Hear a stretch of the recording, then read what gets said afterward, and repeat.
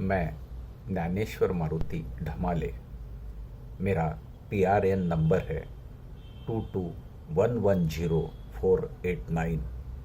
Masters in वैदिक literature के semester 3 के अंतर्गत जो वेदांग नाम का सब्जेक्ट है, इस वेदांग जिसका पिन नंबर है MV09, और इस सब्जेक्ट के अंतर्गत जो होरा ज्योतिष नाम का टॉपिक है, इस टॉपिक के ऊपर मैं अभी कुछ डिस्कस करने जा रहा हूँ। वैसे तो होरा स्कंद को जातक स्कंद के नाम से भी जाना जाता है। मनुष्यों के जन्म का शुभाशुभ फल जातक शास्त्र के द्वारा हमें अवगत होता है। वैदिक वाङ्मय में होरा शास्त्र का विवरण अवश्य उपलब्ध होता है। त्रिस्कंद ज्योतिष का होरा शास्त्र एक विभाग है। अथर्वण ज्योतिष में नक्षत्र जातक का वर्णन करते हुए गर्भाधानक, संपत्कर, विपत्कर, क्षेम्य, प्रत्वर, साधक, नैथन, मैत्र और परम मैत्र संज्ञाएं कही गई है। मनुष्य के जन्म नक्षत्र से गणना करके इन्हें बताने का नियम है। यथा जनन नक्षत्र से 10वां नक्षत्र कर्म कहलाता है। यह विषय होरा ज्योतिष के अंतर्गत आता है। होरा ज्योतिष का भी संबंध फलिश ज्योतिष से हमें दिखाई देता है।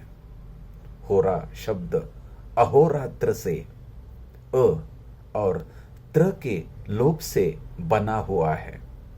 अतः अहोरात्र में उत्पन्न शिशु अथवा किसी चराचर वस्तु जो उत्पन्न हुई है, उसका भविष्य होरा शास्त्र के द्वारा जाना जा सकता है।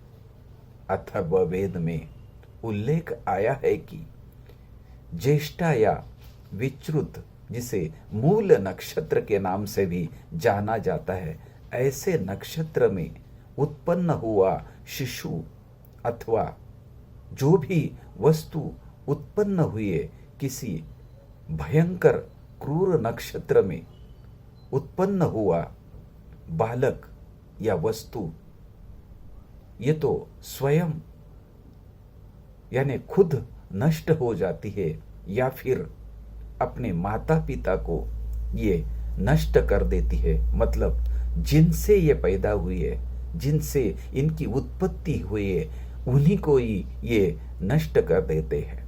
वैसे तो होरा शास्त्र यानी जातक का प्रत्यक्ष संबंध ज्योतिष से हमें दिखाई नहीं देता, तथापि अथर्वण ज्योतिष में नक्षत्र रूपेण किंचित उल्लेखित होरा शास्त्र भी वेदांग ज्योतिष से संपृक्त है, और इसका प्रमाण हमें होरा ज्योतिष पढ़ते हुए समझ में आता है।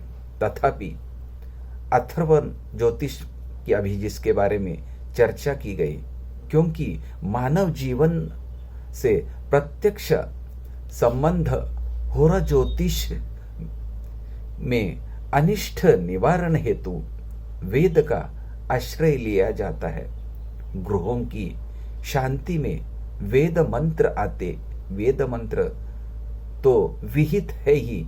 इन्हीं मंत्रों के द्वारा निष्कर्ष स्वरूप हम ये कह सकते हैं या फिर कहा जा सकता है कि वैदिक साहित्य में मूल बीज के रूप में ज्योतिष के तीनों स्कंद, विशेष रूप से गणित, फलित दोनों शाखाएं और इनके अलावा जो होरा ज्योतिष है, इन शास्त्रों के द्वारा हमें स्पष्ट रूप से एक आशाएं पल्लवित हुई दिखाई देती है। मतलब होरा ज्योतिष जो है, इससे हम मानवी जीवन की, जैसे अभी मैंने कहा कि मूल नक्षत्र के द्वारा हम ये पैदा हुई जो चीज है या फिर बच्चा है वो क्या कर सकता है, जिससे क्या हो सकता है, या फिर वो या तो खुद मिट सकता है या फिर अपने माता पितरों को नष्ट करता है। इन्हीं के बारे में इस विषय में